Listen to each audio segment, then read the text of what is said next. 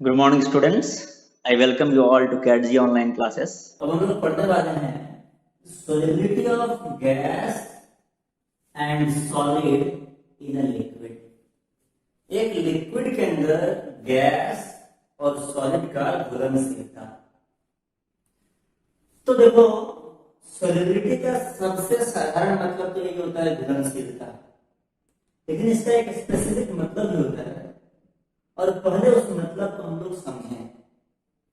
तो सोलिबिलिटी का स्पेसिफिक मतलब को समझने के लिए हम लोग एग्जांपल लेंगे solubility of solid in liquid. Solid in liquid, देखिएगा बच्चों, सॉलिड का लिक्विड के अंदर जो सोलिबिलिटी होता है इसका डिटेल्ड चर्चा एक बार ऑलरेडी हो चुका है आयनिक इक्विलिब्रियम में, आपने पढ़ा होगा। वहां पर हमने सोलिबिलिटी और सोल्यूबिलिटी प्रोडक्ट के बारे में डिस्कशन किया था।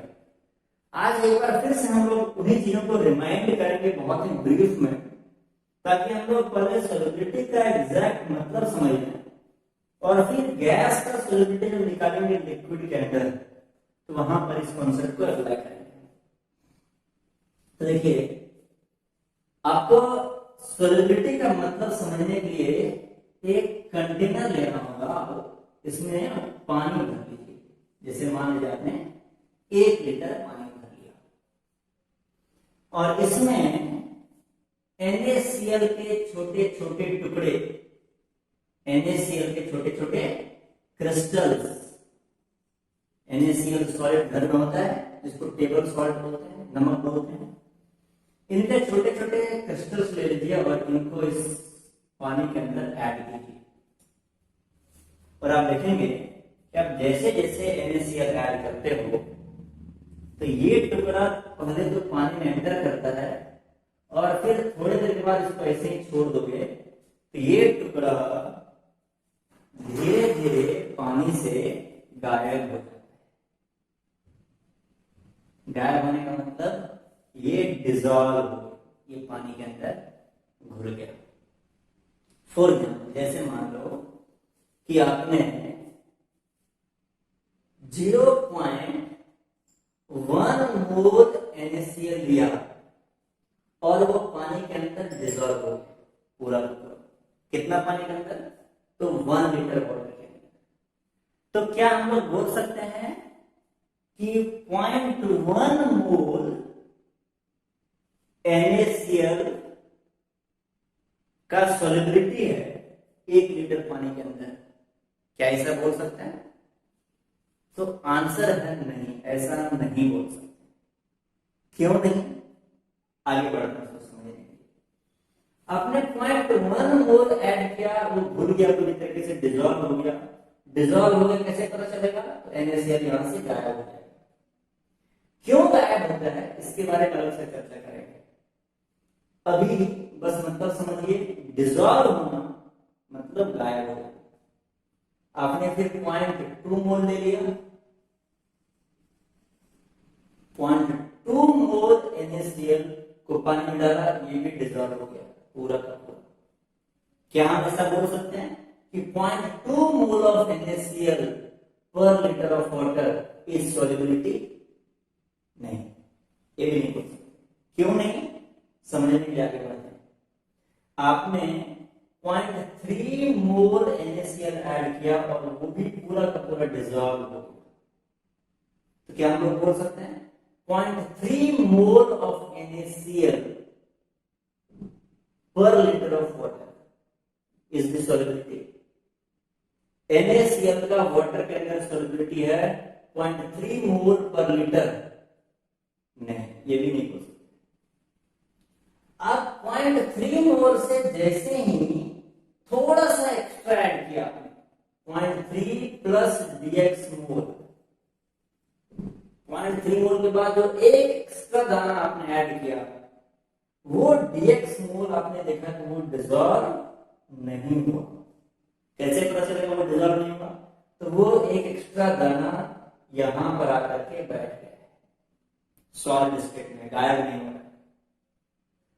तब आप बोलोगे कि 0.3 मोल मैक्स मैक्सिमम मोल डिजॉल्व हुआ 1 लीटर वाटर के अंदर।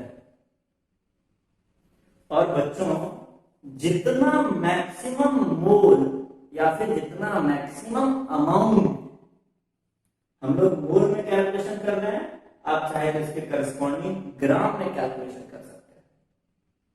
लेकिन सोल्यूट का जितना मैक्सिमम अमाउंट दिए हुए सोल्यूशन, दिए हुआ मतलब सोल्यूशन का भी एक फिक्स वॉल्यूम लेना पड़ेगा, जैसे 1 लीटर सोल्यूशन, तो सोल्यूट का मैक्सिमम अमाउंट 1 लीटर सोल्यूशन में या दिए हुए सोल्यूशन में जो डिजॉल्व होगा वही कहलाएगा सोल्यूबिलिटी। तो एक बार डेफिनेशन लिख लीजिए, solubility is the maximum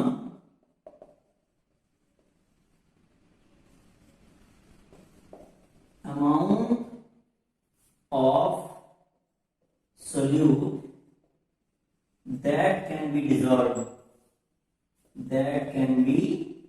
dissolved, अभी हमारे साथ लिखोगे, in a given amount of solution। ठीक है, इसमें एक और कंडीशन है, आप ब्रैकेट में लिख लोगे, at a given temperature, temperature fix रखना है ये वाला एक्सपेरिमेंट करने के दौरान। वो इसीलिए क्योंकि अगर मान लो आपने टेम्परेचर रखा है 27 डिग्री सेंटीग्रेड, जो कि रूम का नॉर्मल टेम्परेचर होता है, और 27 डिग्री सेंटीग्रेड पर आपने ऑब्जर्व किया कि मैक्सिमम 0.3 मोल ही डिजॉल्व करता है, उसके अलावा एक्स्ट्रा डीएक्स मोल भी डिजॉल्व नहीं करता है, तो आप बोलोगे at 27 degree centigrade solubility of NaCl in water is equal to 0.3 mole per litre. क्या बोलोगे? At 27 degree centigrade solubility of NaCl in water is 0.3 mole per litre. पर क्या है कि अगर आप टेम्परेचर चेंज कर दोगे, 27 से बढ़ा दोगे या घटा दोगे, ये जो मैक्सिमम वाला अमाउंट है ये चेंज कर जाएगा। इसीलिए जब भी हम लोग सोलिबिलिटी का बात करेंगे तो टेम्परेचर को फिक्स्ड रख के एक्सपेरिमेंट करेंगे। एक दिए हुए टेम्परेचर पर सोल्यूट का जितना मैक्सिमम मोल आप डिसॉल्व कर पाए सॉल्यूशन के अंदर, वो कहलाता है सोलिबिलिटी। कोई दिक्कत बच्चों? तो अब हम लोग बात करने वाले हैं कि जो टेम्परेचर का कंडीशन लगा दिया, इस कंडीशन का क्या इंपॉर्टेंस है, टेम्परेचर का क्या रोल है सोलिबिलिटी, ये सोलिबिलिटी को किस तरीके से चेंज करता है। तो इस बात को समझने के लिए बच्चों हम NaCl जो घुल रहा है पानी के अंदर, उसके डिटेल्ड मॉलिक्यूलर लेवल पर क्या चल रहा है वो एनालिसिस करने जा रहे हैं। ठीक है, तो हम लोग देखते हैं कि सॉलिबिलिटी पर टेम्परेचर का क्या इफेक्ट है। किसके सॉलिबिलिटी पर? सॉलिड का लिक्विड के अंदर जो सॉलिबिलिटी है। इसको समझने के लिए हम लोग NaCl का एग्जांपल लेते हैं। जब आप NaCl सॉलिड, NaCl मतलब घर में जो नमक होता है, तो NaCl सॉलिड को पानी में डालते हो तो क्या होता है? तो देखिए, जब आप NaCl सॉलिड को पानी में डालते हैं तो सबसे पहले क्या होता है कि NaCl जो सॉलिड था, इस सॉलिड में कई सारे एटम्स और आयंस एक साथ जुड़े हुए थे। एक छोटा सा भी दाना लोग NaCl का, उसमें करोड़ों अरबों Na प्लस और Cl माइनस एक साथ जुड़े होते हैं NaCl के फॉर्म। जैसे ही आप इसको पानी में डालते हो तो ये Na प्लस और Cl माइनस ये जो दोनों आयन्स हैं वो पहले अलग अलग हो जाते हैं। सोचो जब एक आध अरब या उससे भी ज्यादा आयन्स एक साथ रहते हैं तो एक छोटा सा दाना आपको दिखाई देता है, और उस दाने से हर एक आयन्स को अलग अलग कर दो, तो ये जो एक एक आयन है, जो एक एक एटम के साइज का पार्टिकल है, ये हमें आंखों से दिखाई नहीं देता है। इसीलिए जब NaCl पानी में घुलता है तो गायब हो जाता है।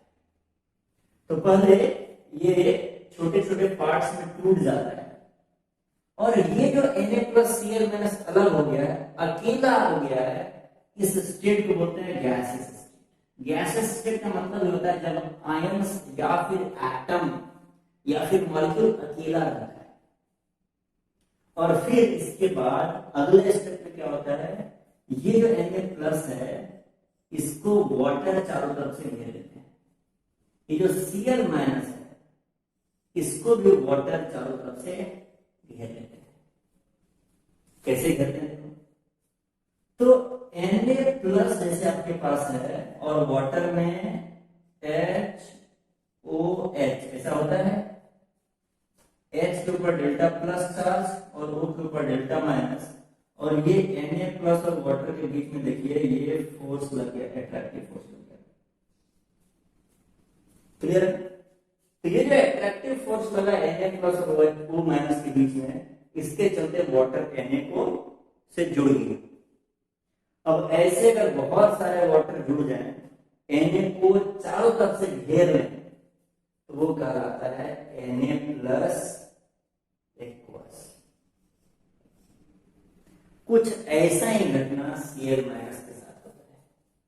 Cl- और वाटर का जो HOH है, H के ऊपर डेल्टा प्लस, O के ऊपर डेल्टा माइनस, और ये देखिए Cl के ऊपर जो माइनस चार्ज है और ये अट्रैक्टिव फोर्स लग गया Cl और H के बीच में, यहाँ पे माइनस, यहाँ पर डेल्टा प्लस, और ये जुड़ गया। ऐसे कई सारे वाटर मॉलिक्यूल अगर चारों तरफ से Cl- को घेर ले तो इसको बोलते हैं Cl-।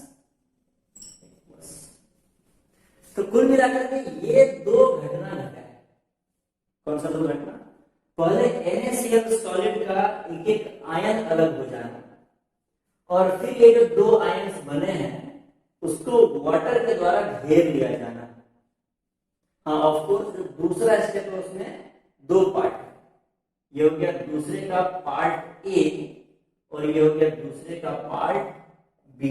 पार्ट ए में Na+ को वाटर घेरता है, और पार्ट बी में Cl- को वाटर घेरता है। ये कुल मिलाकर के दो स्टेप का कहानी है। स्टेप 1। अब हमें देखना पड़ेगा इस दो स्टेप में एनर्जी का इन्वॉल्वमेंट कैसा है, तब हम लोग टेम्परेचर का इफेक्ट पता करेंगे। ठीक है, तो एनर्जी का इन्वॉल्वमेंट के बारे में पता करते हैं। तो देखो जो पहला स्टेप है, स्टेप 1, पहला स्टेप, इस स्टेप में क्या हुआ है कि जो Na+ और Cl- आपस में जुड़ा हुआ था, देखिए ये दो चीज आपस में जुड़ा हुआ है, ये है आपका Na+ और ये है Cl-। दो जुड़े हुए चीज को अलग करना है, हमें एनर्जी लगाना पड़ा, हमें ताकत लगाना पड़ा, ऊर्जा खर्च करना पड़ा। तो पहला स्टेप कैसा है? एंडोथर्मिक। एंडोथर्मिक यानी कि इसमें एनर्जी खर्च हो रहा है, और खर्च होने वाले एनर्जी का नाम है lattice energy, delta H lattice. अब इसका नाम लैटिस एनर्जी कैसे पड़ा, ये हम लोगों ने थर्मोडायनेमिक्स में पढ़ा है। एक सॉलिड से उसके आयंस को अलग करने में जितना एनर्जी खर्च होता है उसको लैटिस एनर्जी। तो देखो दो चीज जब जुड़ा हुआ है उसको अलग करोगे तो एनर्जी खर्च करना पड़ता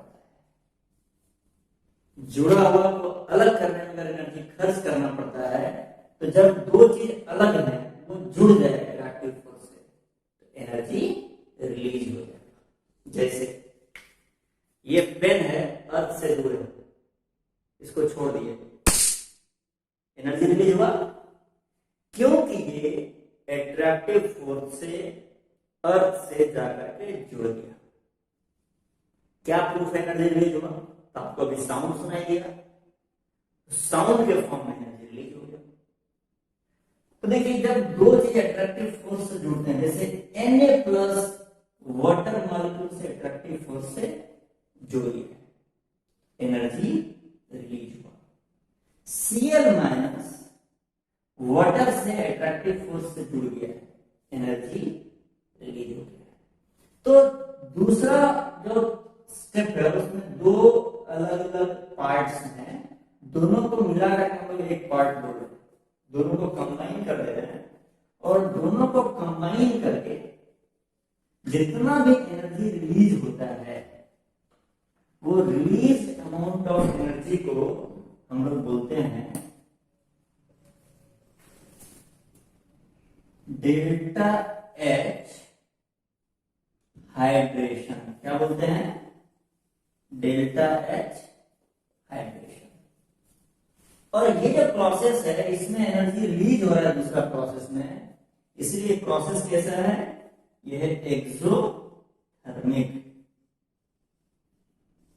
ठीक है, इतना आप लोग नोट डाउन कीजिए और फिर इसके आगे हम लोग बात करेंगे।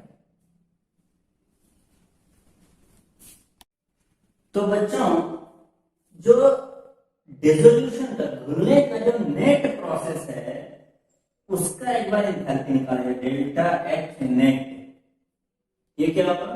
ये इस दोनों एनर्जी का सम होने वाला है, क्योंकि नेट घुलने के प्रोसेस में ये दोनों प्रोसेस इन्वॉल्व है। तो डेल्टा एच नेट हो गया delta H lattice plus delta H hydration.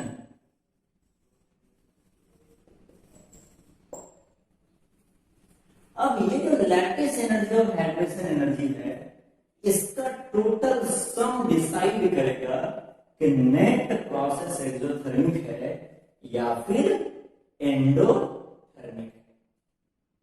Clear है? अब देखिए अगर मान लीजिए लैटिस एनर्जी यानी कि एंडोथर्मिक यानी खर्च होने वाला एनर्जी आपका 100 यूनिट है। देखो जो एनर्जी खर्च होता है ना उसको प्लस साइन के साथ दिखाते हैं, और आपका ये जो रिलीज होने वाला एनर्जी है हाइड्रेशन एनर्जी एक्सोथर्मिक, ये आपका 200 है, यानी कि 200 यूनिट एनर्जी रिलीज हुआ है, तो उसको माइनस साइन के साथ इक्वेशन में लिखेंगे। तो आपका डेल्टा एच नेट हो जाएगा -100 यूनिट, और नेट प्रोसेस हो गया एक्सोथर्मिक, एनर्जी रिलीज हो गया। नेट प्रोसेस क्या हो गया? एक्सोथर्मिक। ये नेट प्रोसेस के बारे में बात करते हैं।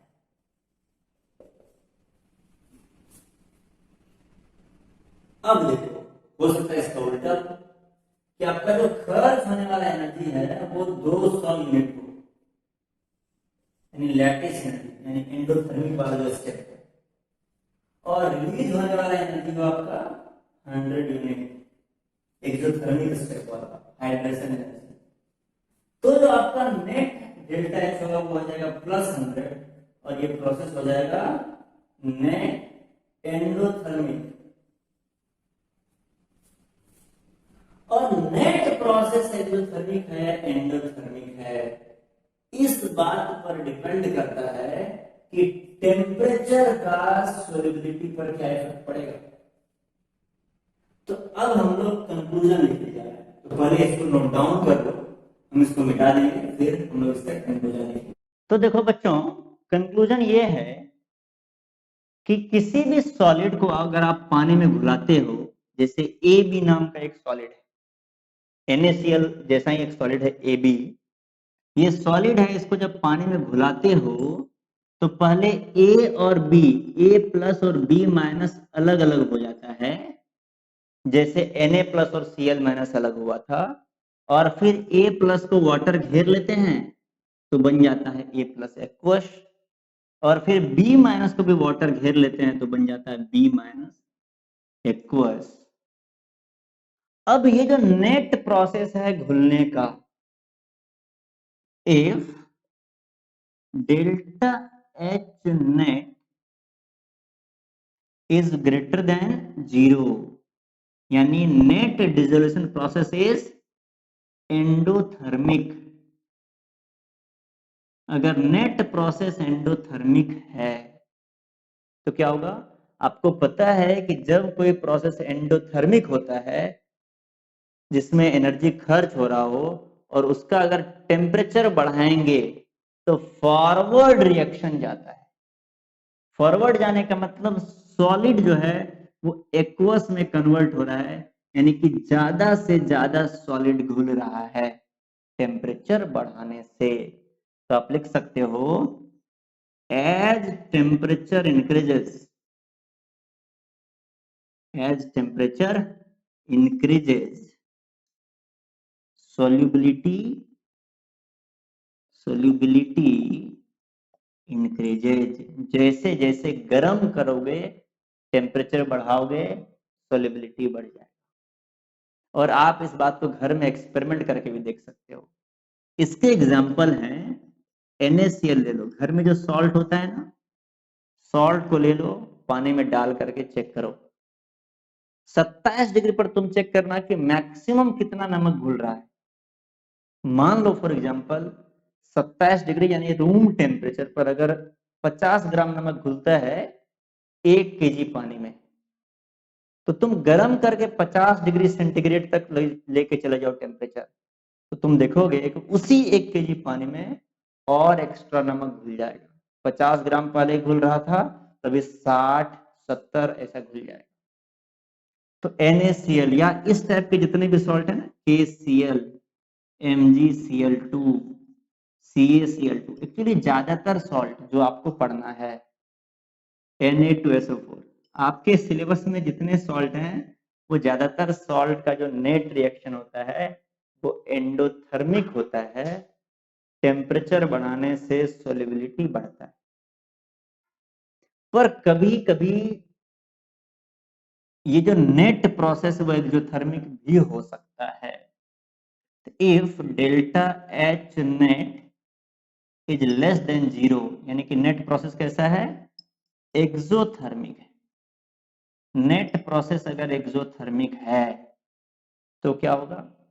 उस केस में एक्सोथर्मिक प्रोसेस जिसमें हीट रिलीज होता है नेट प्रोसेस में, उसमें अगर आप टेम्परेचर बढ़ाओगे तो प्रोसेस उल्टा बैकवर्ड डायरेक्शन में आता है। बैकवर्ड आने का मतलब जो चीज घुला हुआ है वो वापस सॉलिड में कन्वर्ट हो जाएगा, मतलब वो सोल्यूशन से बाहर निकल जाएगा। घुला हुआ चीज सॉलिड में कन्वर्ट, टेम्परेचर बढ़ाने से बैकवर्ड चला गया। तो आप लिख सकते हो as temperature increases solubility decreases, solubility कम होता है। और इसका बच्चों एक ही एग्जांपल आपको पढ़ना है, वो है cerium sulphate, C2SO4 whole twice. Cerium sulphate का जो नेट रिएक्शन होता है घुलने का वो एक्सोथर्मिक होता है, और इसको अगर पानी में घुला करके आप गर्म करोगे तो सोलिबिलिटी घटता चला जाएगा। इसको आप घर में एक्सपेरिमेंट कर सकते हो, ये तो घर में मिलता नहीं है, तो अगर आपको एक्सपेरिमेंट करना है तो आपको दुकान से ये खरीद करके लाना पड़ेगा, ठीक है ना। तो ये रहा बच्चों ब्रीफ एनालिसिस सॉलिड का लिक्विड के अंदर जो सोलिबिलिटी है उसका। अब हम लोग बात करने जा रहे हैं गैस का लिक्विड के अंदर सोलिबिलिटी कैसे होता है, किस तरीके से होता है। तो अब हम लोग gas in solid, sorry gas in liquid solubility के बारे में जब पढ़ेंगे तो पहले ये समझा जाए कि गैस को लिक्विड में घुलाते कैसे हैं, और क्या वाकई गैस लिक्विड के अंदर घुलता भी है। तो देखो इसका तो प्रूफ है, इसको बहुत आसानी से ऑब्जर्व कर सकते हो कि ऑक्सीजन गैस वाटर के अंदर घुला हुआ रहता है। वो इसीलिए अगर ऑक्सीजन गैस वाटर के अंदर नहीं घुला रहता तो वाटर के अंदर जो एक्वेटिक लाइफ्स होते हैं ना, जैसे मछली वगैरह, वो सब जिंदा नहीं रहते, क्योंकि उनको जिंदा रहने के लिए ऑक्सीजन का जरूरत होता है। तो गैस लिक्विड के अंदर घुला हुआ रहता है। जैसे आप कार्बोनेटेड ड्रिंक पीते हैं ना, कोल्ड ड्रिंक वगैरह, तो उसके अंदर लिक्विड के अंदर CO2 गैस घुला हुआ रहता है। तो गैस घुलता तो है, कैसे घुलाते हैं गैस को लिक्विड के अंदर? तो जैसे मान लो एक कंटेनर आपके पास है, इस कंटेनर में आपने एक फिक्स्ड अमाउंट ऑफ लिक्विड ले लिया, ठीक है, कुछ मान लो 10 मोल लिक्विड या 15 मोल लिक्विड ले लिया।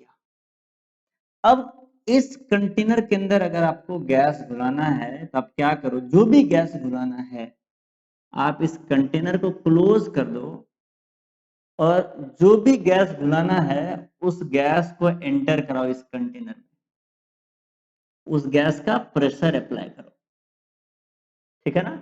इसको बोल रहे हैं पी गैस। जो भी गैस एंटर करना है, घुलाना है इसके अंदर, उस गैस का प्रेशर अप्लाई करो।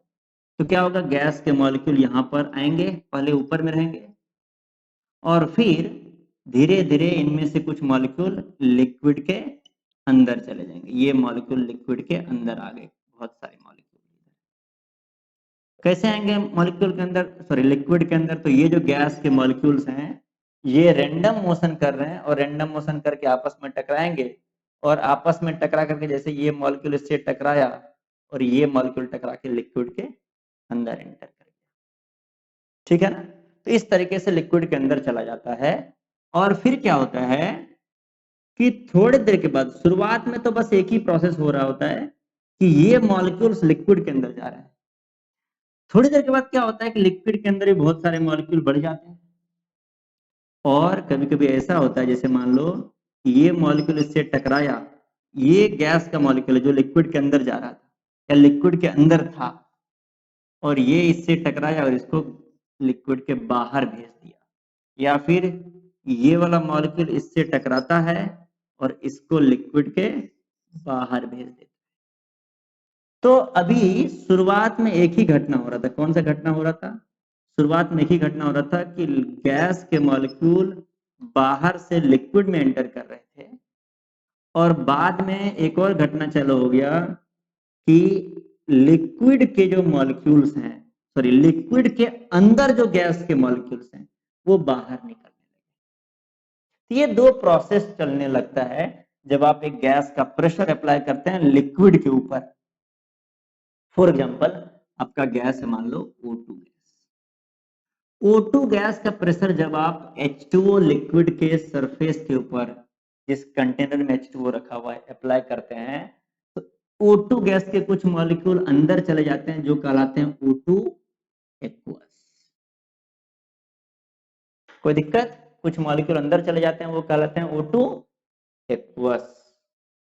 और एक्वस मॉलिक्यूल जो अंदर में है उसमें से कुछ मॉलिक्यूल धीरे धीरे बाहर भी निकलने लगते हैं, ठीक है। तो ये जो प्रोसेस है ये दोनों प्रोसेस एक साथ चल रहा होता है, जिसमें शुरुआत में कौन सा प्रोसेस होता है, सिर्फ O2 गैस डिसॉल्व होता है, ठीक है ना। O2 गैस का डिसॉल्व होना शुरुआत में होता है और फिर क्या होता है, धीरे धीरे ये दोनों प्रोसेस इक्विलिब्रियम में आ जाता है। इक्विलिब्रियम का मतलब क्या है? इक्विलिब्रियम का मतलब है कि अभी जितना मॉलिक्यूल लिक्विड से एक्वस मॉलिक्यूल बाहर आ रहा है, जितना मॉलिक्यूल लिक्विड से बाहर निकल रहा है एग्जैक्टली उतने ही मॉलिक्यूल लिक्विड के अंदर चले जा रहे हैं। तो जब इक्विलिब्रियम अटेन हो जाएगा तब क्या होगा, तब यहां पर जो मॉलिक्यूल है वो फिक्स्ड हो जाएगा और यहां पर जो लिक्विड फेज के अंदर मॉलिक्यूल है वो भी फिक्स्ड हो जाएगा। और उस टाइम पर आप क्या करोगे, ये कंटेनर क्लोज कर दोगे। क्या करोगे? कंटेनर क्लोज कर दोगे। अब जब कंटेनर क्लोज हो गया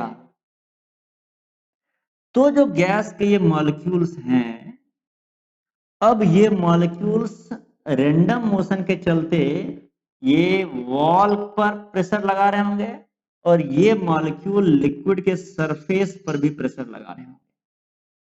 ये रैंडम मोशन कर रहे होंगे, सरफेस से टकराते होंगे तो प्रेशर लगाए। तो जब इक्विलिब्रियम अटेन हो गया है तब ये जो गैस के मॉलिक्यूल प्रेशर लगा रहे हैं तब इसको हम बोल रहे हैं पी गैस, ठीक है ना। क्या बोल रहे हैं उसको हम लोग? पी गैस, पीजी बोल रहे हैं। कोई दिक्कत? इक्विलिब्रियम पर जो गैस के मॉलिक्यूल प्रेशर लगा है, ठीक है, और यहां पर जो मॉलिक्यूल इक्विलिब्रियम अटेन होने के बाद लिक्विड फेज के अंदर है, ये मॉलिक्यूल कहलाएगा लिक्विड में डिसॉल्व हो गया है। और दिए हुए लिक्विड के अंदर ये जितने मॉलिक्यूल हैं वो कहलाएगा गैस का सोल्यूबिलिटी। क्या कहलाएगा? गैस का सोल्यूबिलिटी। ठीक है ना? फॉर एग्जाम्पल, अगर 1 मोल गैस लिक्विड फेज में चला गया, कहां चला गया? लिक्विड फेज में चला गया। लिक्विड फेज मतलब इस लिक्विड के अंदर है, इधर जो बाहर है उसको नहीं गिनना है। 1 मोल गैस लिक्विड फेज में चला गया और आपके पास लिक्विड जो नेट था वो लिक्विड था 10 मोल लिक्विड। कितना मोल लिक्विड था? 10 मोल लिक्विड था। तो आप बोलोगे कि 1 मोल गैस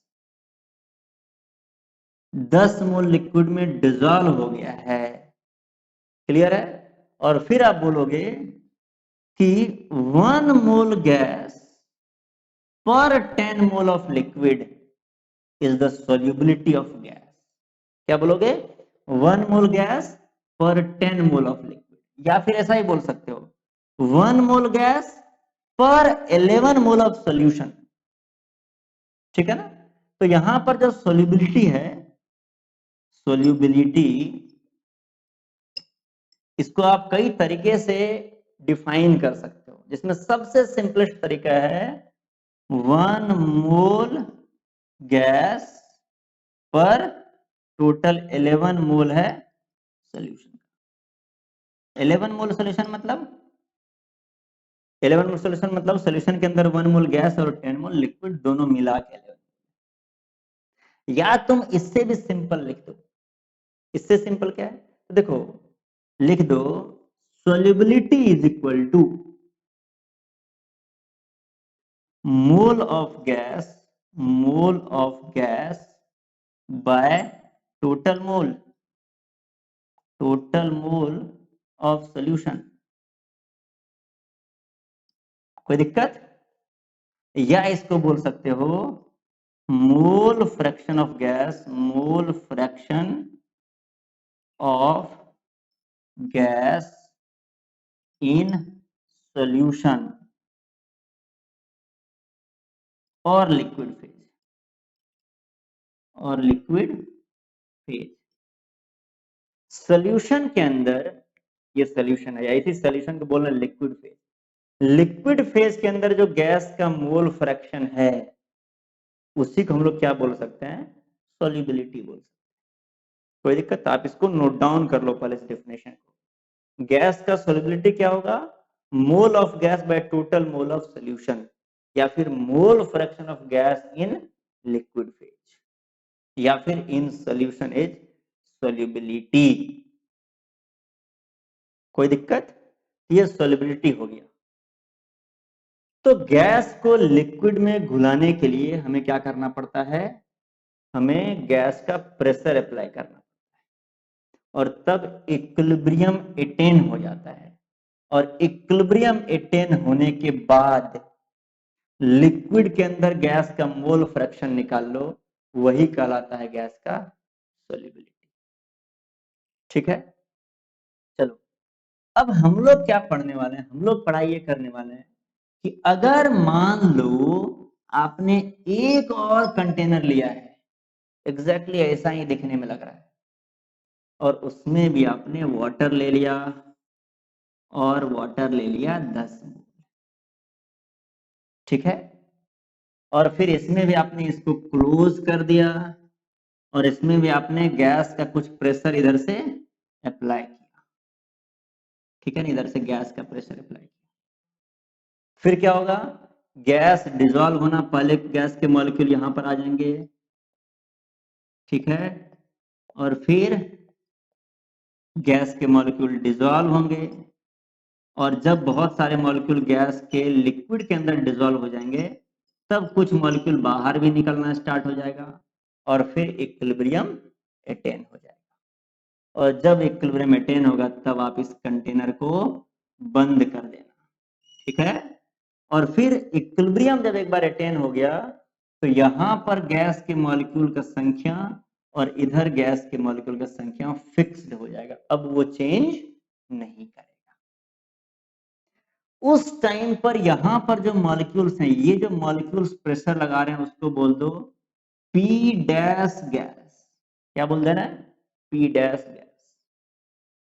और यहां जो लिक्विड के अंदर जो गैस का मोल फ्रैक्शन है उसको बोल रहे हैं सॉल्युबिलिटी डैश। क्लियर है ना? पहले जो था उसको सॉल्युबिलिटी बोले और इसको बोलते हैं सॉल्युबिलिटी डैश। ये क्या है? Mole fraction, mole of gas by total mole, total mole, ठीक है ना। अब देखो ये डेफिनेशन को हम 1 मिनट के लिए मिटा ले रहे हैं।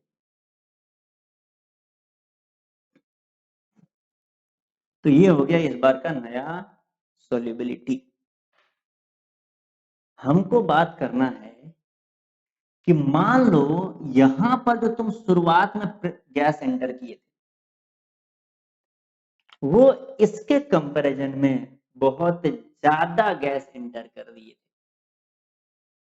क्वेश्चन क्लियर है?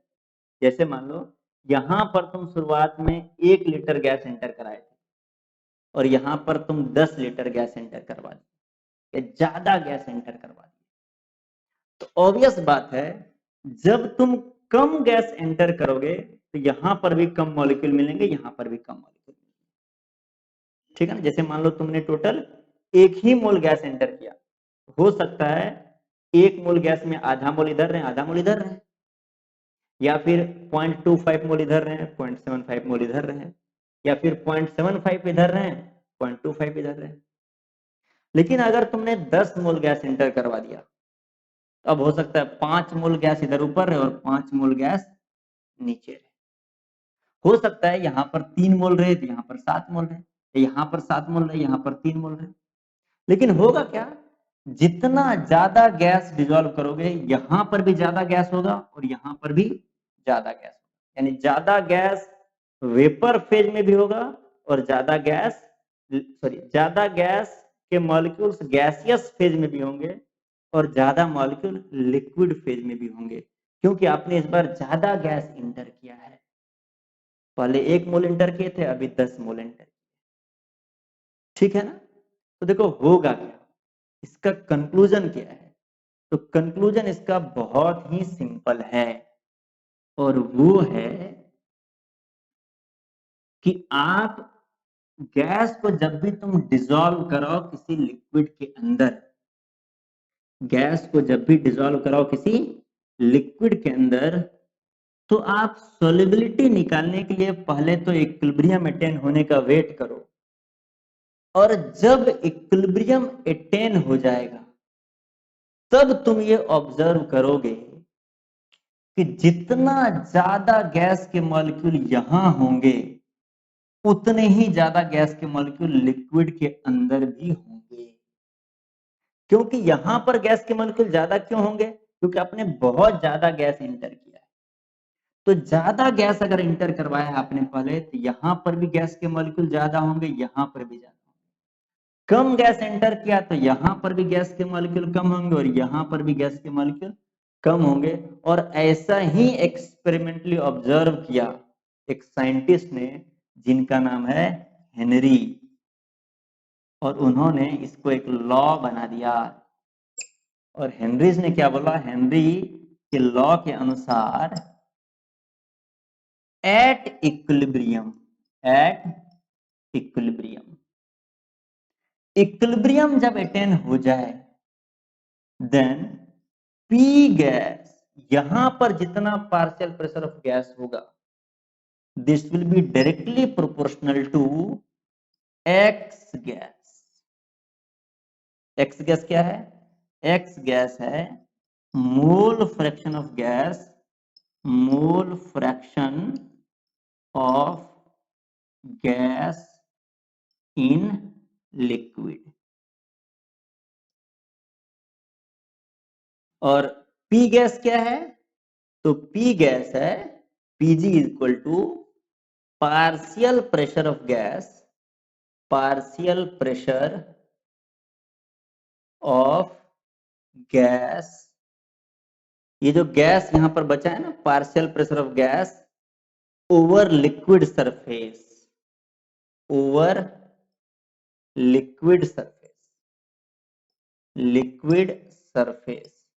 देखो ये जो गैस है ना, वो लिक्विड के सरफेस पर भी और कंटेनर के वॉल पर भी प्रेशर लगाएगा, पर हम लोग स्पेसिफिकली लिक्विड सरफेस इसलिए लिख रहे हैं क्योंकि हमको लिक्विड के अंदर इस लिक्विड से मतलब है, ठीक है ना। तो ये इसी बात को जो अभी हमने भी ऑब्जर्व किया एक्सपेरिमेंट से कि ज्यादा गैस डालोगे तो इधर भी ज्यादा मिलेगा, इधर भी ज्यादा मिलेगा, कम गैस लोगे तो इधर भी कम मिलेगा, इधर भी कम मिलेगा।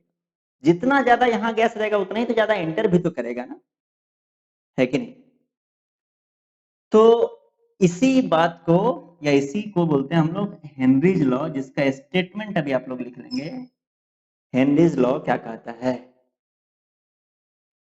लिखिए statement. At a given temperature, Henry's law क्या बोलता है? बोलता है भैया एक्सपेरिमेंट करते समय टेम्परेचर को चेंज नहीं करना।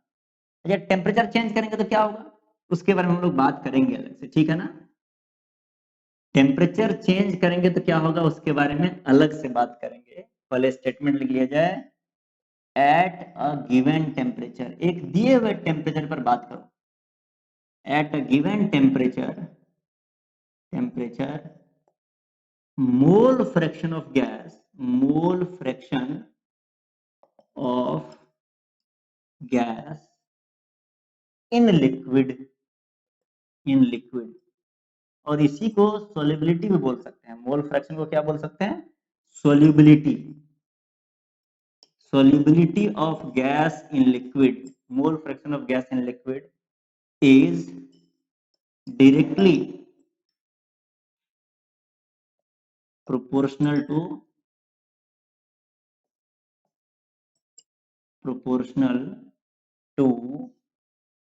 partial pressure of gas, आप लोग नोट डाउन करोगे, of gas over liquid surface, ठीक है।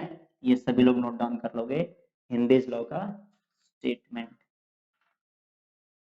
अब चलिए इसके और फर्दर डिटेल्स में चलते हैं। इस स्टेटमेंट के आधार पर हम लोग क्या क्या कैलकुलेशंस इससे रिलेटेड किया जा सकता है। तो आप लोग लिख लीजिए, फिर हम मिटा दें इसको। तो बच्चों स्टेटमेंट आपका मैथमेटिकल फॉर्म में इस तरीके से है, P gas is proportional to X gas, और जब प्रोपोर्शनैलिटी साइन को हटाओगे तो क्या आएगा, एक कांस्टेंट आएगा, P gas is equal to K H. H क्यों? हेनरीज लॉ का कांस्टेंट है K H, Henry's law constant, और फिर Henry's constant into X gas. ये पूरा मैथमेटिकल फॉर्म है किसका? हेनरीज लॉ का। यहां पर के एच क्या है, फिर K H is equal to Henry's law constant, ठीक है। जल्दी से आप लोग सोच के बताओ कि हेनरीज लॉ कांस्टेंट का यूनिट क्या होने वाला है, केएच का क्या यूनिट होगा, क्या यूनिट होगा बताओ। तो देखो बच्चों लेफ्ट साइड का यूनिट क्या है, देखो लेफ्ट साइड में है पी गैस, यानी कि प्रेशर का यूनिट होने वाला, यानी एटीएम हो सकता है। तो लेफ्ट साइड का जो यूनिट है वो है प्रेशर का यूनिट, और राइट साइड में जो एक्स गैस है ये यूनिट लेस। तो राइट साइड और लेफ्ट साइड का यूनिट कब बराबर होगा? जब KH का यूनिट हो जाए प्रेशर का यूनिट। तो KH has unit like unit of pressure, pressure का यूनिट जो भी होगा, यानी एटीएम हो सकता है, बार हो सकता है, पास्कल एटसेट्रा। आप गैस का प्रेशर जिस यूनिट में लोगे उसी यूनिट में KH का वैल्यू आपको रखना पड़ेगा। इसी इक्वेशन को आसानी से समझने के लिए हम लोग एक क्वेश्चन का मदद लेते हैं, एक एग्जांपल लेते हैं, उसकी मदद से इसको समझेंगे। तो क्वेश्चन आपके लिए, calculate the solubility of N2 in water। solubility मतलब मोल फ्रैक्शन निकालना है N2 का वाटर के अंदर। Calculate the solubility of N2 in water at temperature, देखिए फिक्स कर दिया गया at 27 degree centigrade if KH for N2 in water. Water के अंदर जब आप N2 की सोलेबिलिटी चेक कर रहे हैं तो उसके लिए KH का वैल्यू है is equal to 10 to the power 5 ATM and pressure of N2 over water, यानी लिक्विड सरफेस के ऊपर, वाटर सरफेस के ऊपर जो N2 का प्रेशर है, pressure of N2 over water surface is 2 ATM। कितना है? 2 ATM। इस क्वेश्चन को सभी लोग जल्दी से सॉल्व करोगे। देखो इक्वेशन तो यही है, तो वीडियो को पॉज करके क्वेश्चन को सॉल्व कर लो और फिर हम जो सॉल्व करेंगे उससे मैच कर लेना। इक्वेशन यही है, बहुत ही सिंपल आंसर है इसका। चलिए इसी इक्वेशन को यूज किया जाए। तो देखो क्या क्या दिया हुआ है आपको, पी प्रेशर ऑफ गैस दिया हुआ है, N2 गैस देखो किधर है, pressure of N2 over water surface कितना है, 2 ATM। लिख दो 2 ATM, 2 ATM। आगे क्या है, KH दिया हुआ है is equal to KH into, अब क्या पूछा जा रहा है, calculate the solubility, mole fraction यानी कि सोलिबिलिटी पूछा जा रहा है। हो तो गया, KH का वैल्यू आपको दिया हुआ है, KH का वैल्यू कितना दिया हुआ है उसको इधर लिख लिया जाए। KH का वैल्यू है 10 to the power 5 ATM, 10 to the power 5 ATM into mole fraction of N2, और यहां से मोल फ्रैक्शन ऑफ N2 या फिर सोलिबिलिटी ऑफ N2 कितना आ गया, दिस इज इक्वल टू 2 इंटू 10 टू द पावर -5। ATM से ATM कैंसिल हो गया। ठीक है, तो बच्चों देखो एक और क्वेश्चन आपके लिए है यहां पर, calculate the mole fraction of O2 in water in an open container. एक खुला हुआ कंटेनर है जिसमें वाटर रखा हुआ है एट STP, स्टैंडर्ड टेम्परेचर और प्रेशर पर। ठीक है, KH दिया हुआ है, किसका KH दिया हुआ है, O2 को जब तुम पानी में घुलाओगे तो KH का वैल्यू दिया हुआ है 10 टू द पावर 4 ATM। ये आपके लिए क्वेश्चन है। ठीक है, आपको क्या निकालना है, इस वाटर के अंदर जो O2 का मोल फ्रैक्शन है, मोल फ्रैक्शन ऑफ O2 क्या होगा, यही निकालना है आपको। देखो आपको क्या करना है, हेनरीज लॉ यूज करना है। हेनरीज लॉ का मतलब pressure of O2, pressure of O2 जिसका घुलनशीलता चेक करना है इस वाटर के अंदर, उसका प्रेशर लोगे। Pressure of O2 is equal to KH into mole fraction of O2। ठीक है ना, तो जो प्रेशर ऑफ O2, यहां पर जो प्रेशर लग रहा है O2 का प्रेशर, कितना प्रेशर लग रहा होगा उसी बात पर आपको फोकस करना है, क्योंकि ये तो दिया हुआ है आपको KH, ये अगर आपने पता कर लिया तो आपका XO2 निकल जाएगा। XO2 पूछा जा रहा है। तो देखो एटमॉस्फेयर कितना प्रेशर लगाता है, 1 ATM प्रेशर लगाता है टोटल। ठीक है ना, तो एटमॉस्फेयर जो 1 ATM प्रेशर लगाता है, इसे दो चीज मिल करके लगाते हैं, एक तो नाइट्रोजन और दूसरा ऑक्सीजन। तो आपको पता है कि एटमॉस्फेयर में नाइट्रोजन 80% होता है, तो 1 एटीएम का 80%, तो प्रेशर जो N2 के द्वारा लगाया गया है वो है 1 इंटू 80/100। 1 एटीएम का 80%, इतना एटीएम कितना हो जाएगा, ये 0.8 एटीएम। और O2 के द्वारा जो लगने वाला प्रेशर है वो कितना है, तो वो है O2 एयर में 20% है, ये आपको मान लेना होता है। देखिए इस क्वेश्चन में दिया हो सकता था कि एयर के अंदर O2 20% होता है और नाइट्रोजन 80%, लेकिन अगर ना दिया जाए तो आपको ये चीज मान लेना पड़ेगा, ठीक है।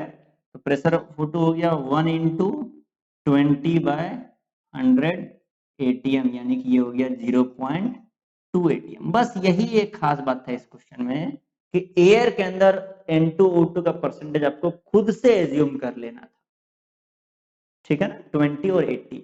हाँ कोई बोल सकता है कि ऑक्सीजन जो होता है 21% होता है, नाइट्रोजन 79 के आसपास होता है, लेकिन आप उसको अगर दिया हुआ नहीं है क्वेश्चन में तो आप उसको 20-80 मान करके सॉल्व करोगे और आंसर आपका सही होगा बिल्कुल, ठीक है।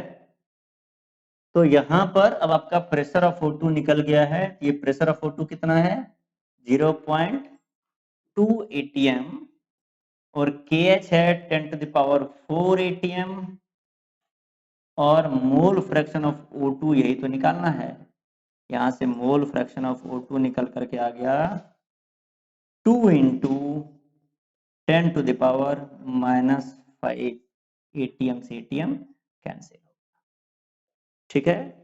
तो ये प्रेशर एटमॉस्फेयर का 1 एटीएम ही क्यों लिए हैं, क्योंकि कंडीशन दिया हुआ है एसटीपी, एसटीपी पर प्रेशर लेते हैं टोटल हम लोग एयर का pressure.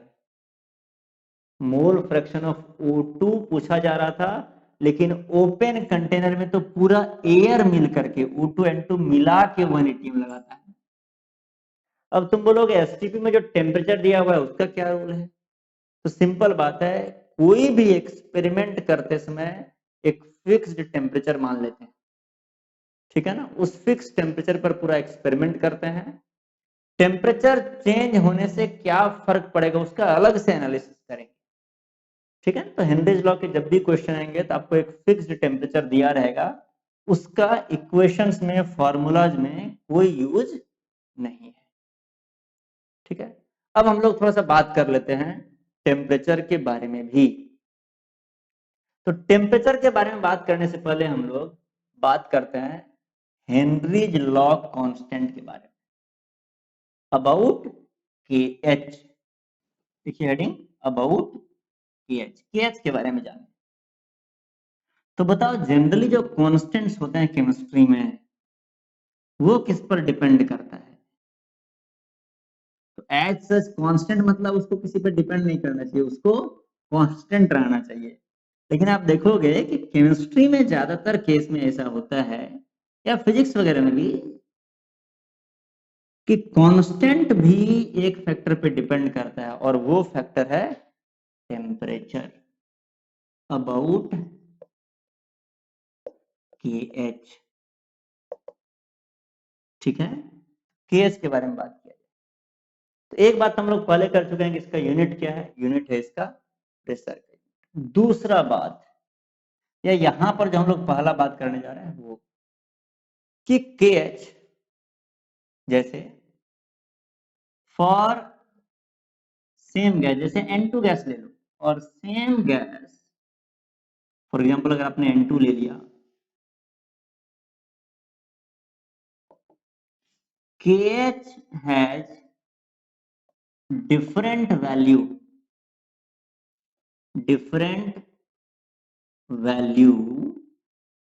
for the same gas, KH has different value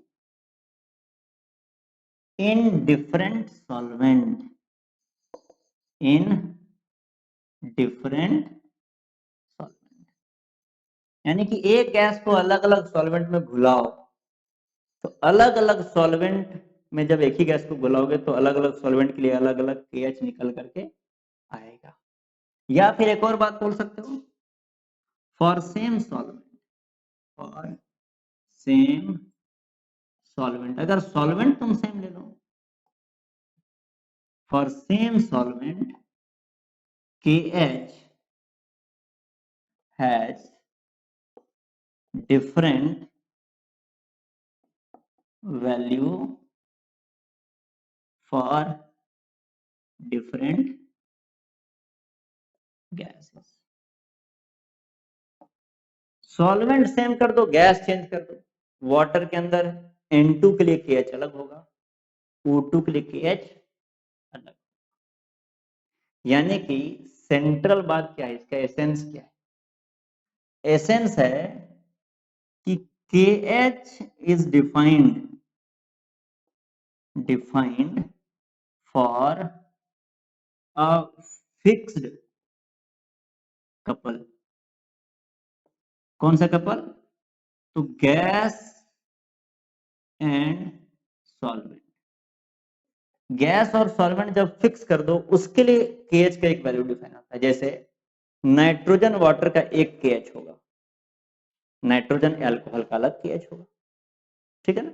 nitrogen water का जो KH है वो KH टाइम के साथ, सॉरी वो KH कांस्टेंट, एक कांस्टेंट कहलाएगा, ठीक है। तो KH is defined for a fixed couple gas and solvent, ठीक है। तो पहली बात तो ये हो गया कि KH किसके लिए डिफाइन होता है। और दूसरा बात कि KH का जो वैल्यू है ज्यादा है या कम है, इससे क्या समझ में आएगा हमें? यानी किसी लिक्विड गैस के कपल के लिए KH का वैल्यू ज्यादा है और किसी दूसरे लिक्विड गैस कपल के लिए KH का वैल्यू कम है, इससे हम क्या समझ सकते हैं? फॉर एग्जाम्पल, जैसे मान लो अब हम इसको मिटा दे रहे हैं, आप लोग इसको नोट डाउन कर लीजिए, तब हम लोग दूसरा पॉइंट लिखेंगे। जैसे मान लो एक कंटेनर में आपके पास N2 है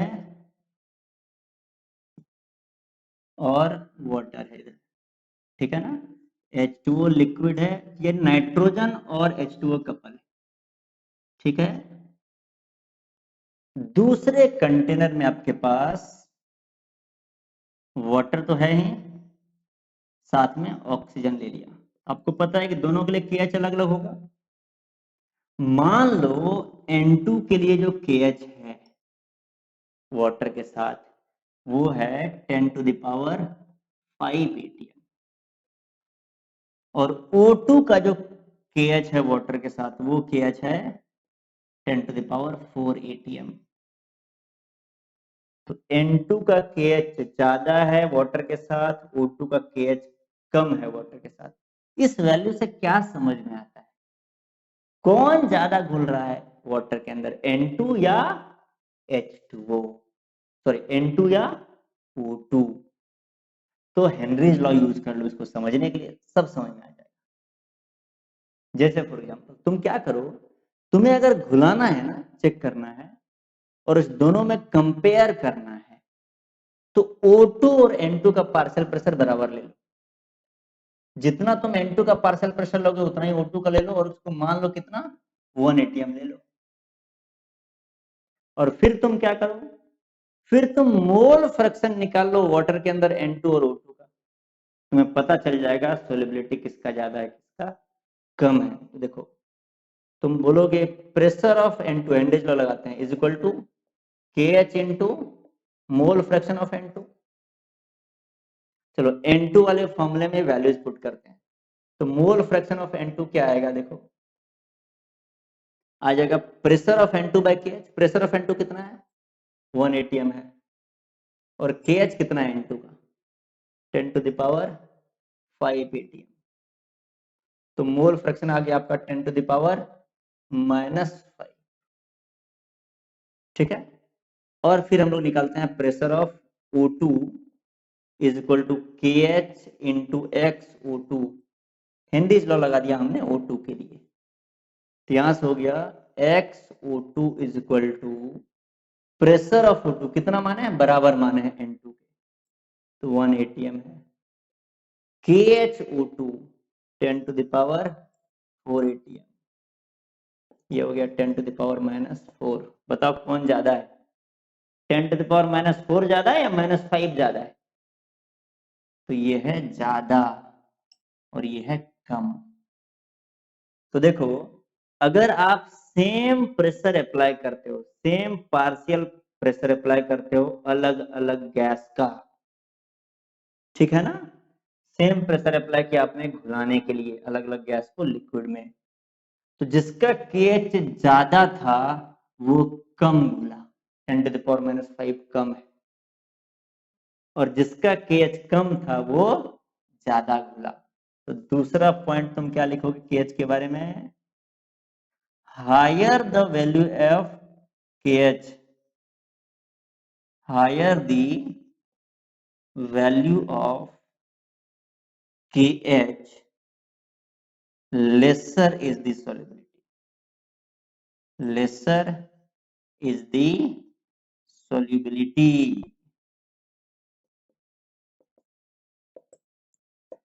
तो याद रहेगा तुम्हें, हायर KH लेसर solubility। क्या याद करना है? Higher the value of KH lesser is the solubility। जितना KH आपका ज्यादा होगा solubility उतना कम होगा। तो ये हो गया KH के बारे में इंपॉर्टेंट बात। दो इंपॉर्टेंट बात हमने लिखा, पहला तो ये कि KH डिफाइन होता है एक पर्टिकुलर गैस सॉल्वेंट कपल के लिए, गैस सॉल्वेंट में कोई भी चेंज हो जाएगा KH चेंज हो जाएगा। और दूसरा बात, KH का ज्यादा वैल्यू इंडिकेट करता है कि सोलिबिलिटी कम होगा गैस का लिक्विड में। तो इस पॉइंट को ध्यान रखना, इसका फर्दर अभी आगे हम लोग यूज करने वाले हैं। ज्यादा KH मतलब लेस सोलिबिलिटी। तो चलो इसको हम नोट डाउन करके कॉर्नर में लिख लेते हैं, इसका बाद में यूज करेंगे। KH ज्यादा सोल्यूबिलिटी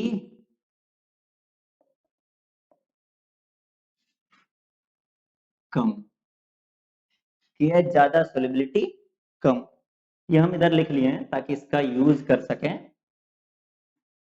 इधर शायद दिखाई नहीं दे रहा होगा बोर्ड पर, तो हम उसके नीचे लिखते हैं KH ज्यादा तो सोल्यूबिलिटी कम, ठीक है। अब इसका यूज करने वाले हैं। अब हम लोग तीसरा केस के बारे में पढ़ने जा रहे हैं कि ये जो कांस्टेंट है, अगर तुमने गैस और लिक्विड फिक्स कर दिया, जैसे मान लो तुमने O2 गैस ले लिया और वाटर लिक्विड ले लिया, तो एक दिए हुए गैस लिक्विड के लिए क्या KH कभी चेंज भी हो सकता है? क्योंकि ये तो कांस्टेंट है, या ये हमेशा फिक्स्ड रहेगा? उसके बारे में चर्चा करें। तीसरा पॉइंट है, for a given gas liquid couple,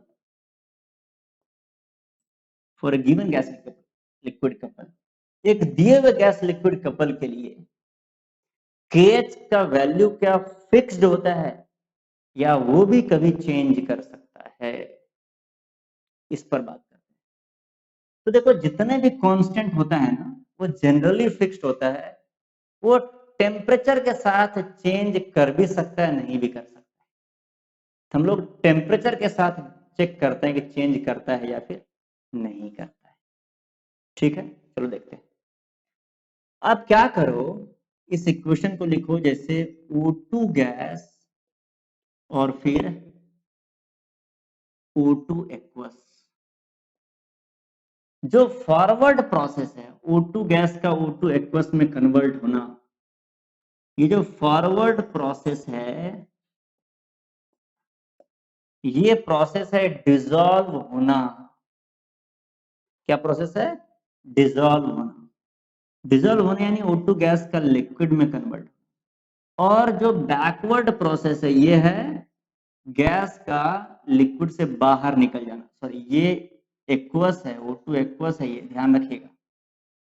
forward process है डिसॉल्व होना, बैकवर्ड प्रोसेस है अनडिसॉल्व होना। तो ये जो प्रोसेस है, इस प्रोसेस पर टेम्परेचर का इफेक्ट हम देखना चाहते हैं। तो आप क्या करो, एक कंटेनर ले लो, इसमें पानी भर लो थोड़ा सा, ठीक है। तो देखो कंटेनर में जैसे ही आप पानी भरते हो ना, तो पानी में कुछ न कुछ ऑक्सीजन पहले से ही डिजॉल्व हो रहता है। अब क्या करो तुम, इसको गर्म करना स्टार्ट करो।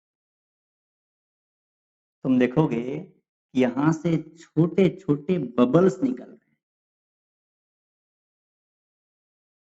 अब ये बबल जो निकल रहे हैं, इसके दो कारण हो सकते हैं।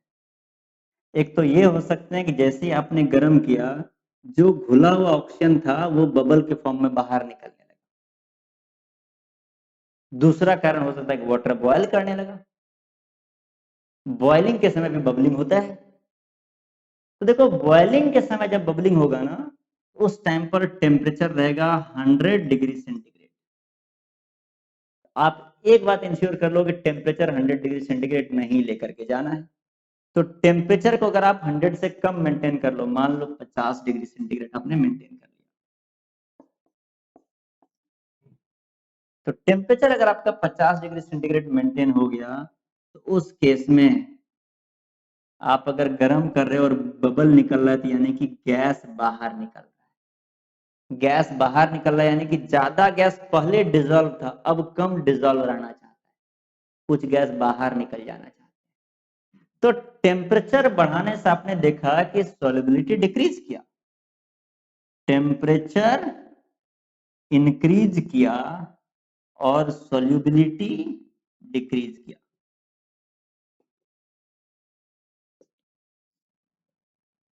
कोई दिक्कत? इसी बात को समझा जाए केमिस्ट्री की मदद से, ऐसा क्यों हुआ।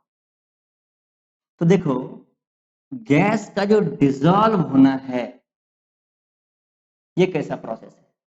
तुम सोचो कि जो मॉलिक्यूल, जैसे मान लो एक कंटेनर है, इसमें गैस को तुमने डिसॉल्व किया लिक्विड के अंदर, तो ये मॉलिक्यूल मान लो जो गैस ही है, जो गैसियस स्टेट में है, और इसी के कुछ मॉलिक्यूल आके डिसॉल्व हो गए।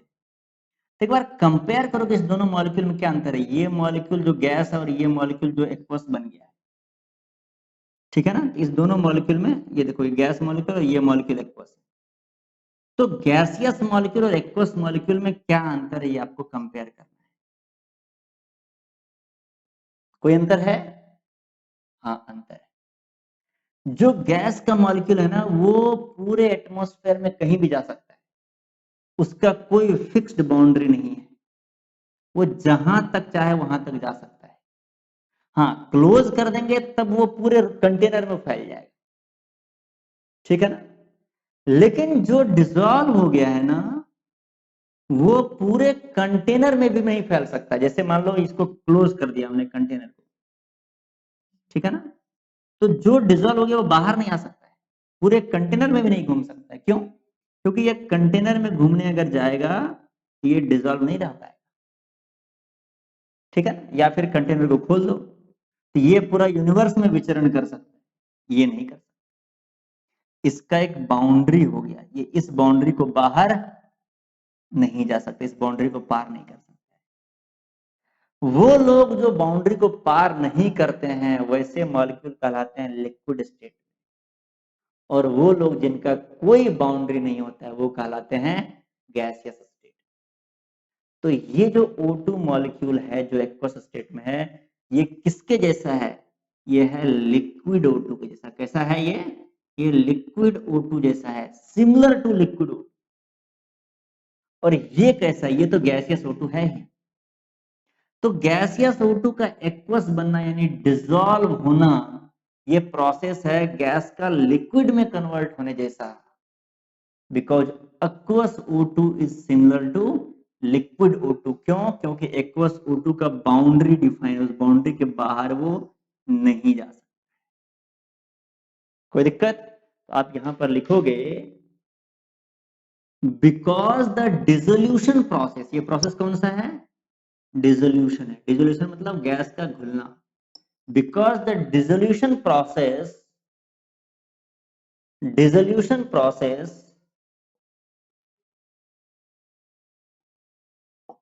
is similar to condensation या फिर लिक्विफिकेशन, लिक्विड बनना, लिक्विफिकेशन, लिक्विड बन जाना। चूंकि डिसोल्यूशन प्रोसेस कंडेंसेशन या लिक्विफिकेशन जैसा है, और जब आप गैस को लिक्विड बनाते हो तो एनर्जी रिलीज होता है। Hence it is exothermic. कैसा प्रोसेस है? Hence it is exothermic. कैसा प्रोसेस है? Exothermic process.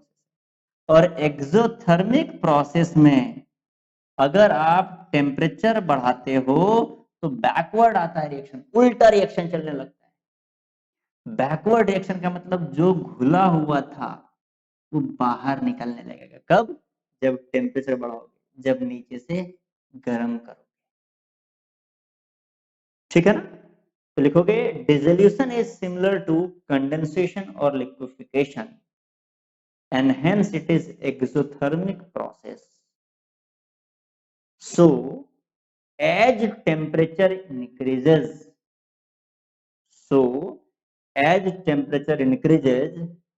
solubility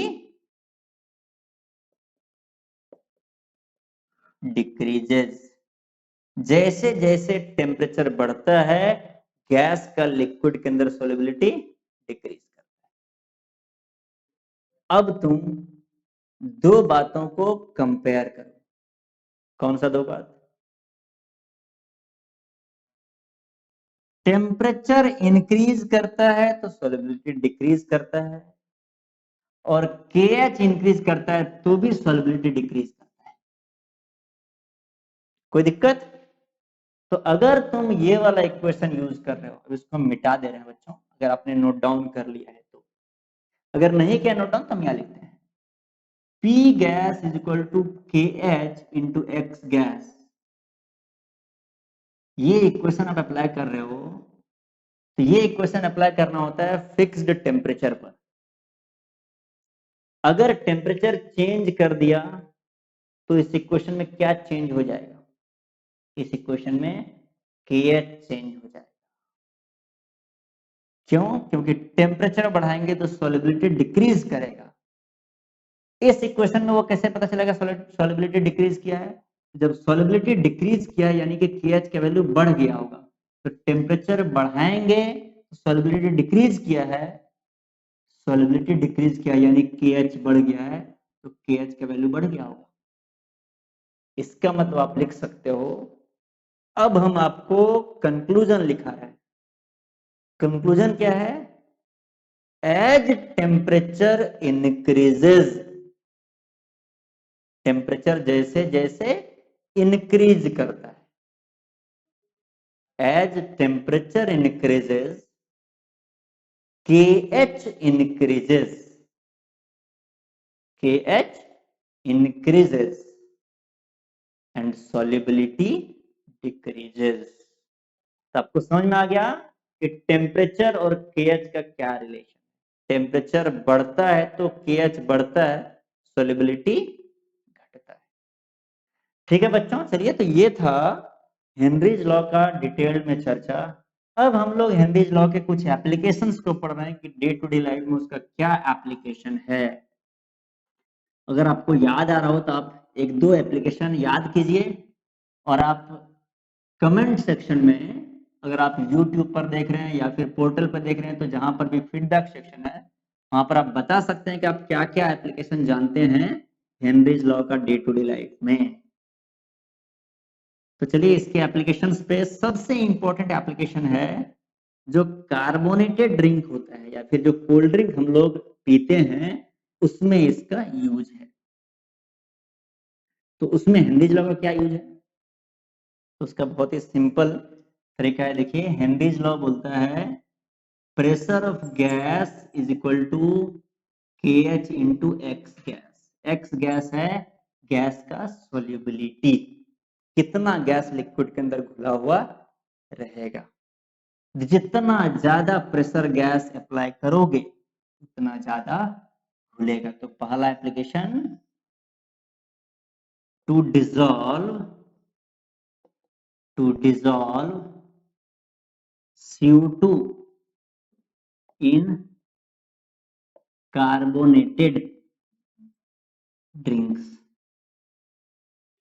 carbonated drinks यानी कि वाटर के अंदर CO2 को ज्यादा से ज्यादा डिसॉल्व करना, इसीलिए उसको बोलते हैं कार्बोनेटेड, यानी CO2 ऐड किया हुआ। तो कार्बोनेटेड ड्रिंक में CO2 को अगर ज्यादा से ज्यादा घुलाना है कोल्ड ड्रिंक्स में,